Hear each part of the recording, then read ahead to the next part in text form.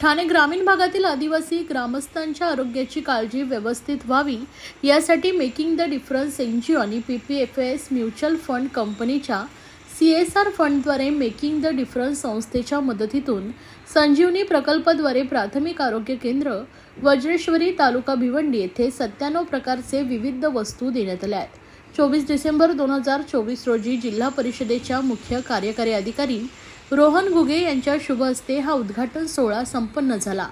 रुग्णांना फायदा होईल अशा अत्यावश्यक वस्तू कंपनीच्या फंडच्या माध्यमातून देण्यात आल्या असून प्राथमिक आरोग्य केंद्रातील लोकसंख्या पाहता 38,242 इतकी आहे। या प्राथमिक आरोग्य केंद्रांतर्गत 27 गावांचा 53 पाडे व 16 ग्रामपंचायतींचा समावेश आहे।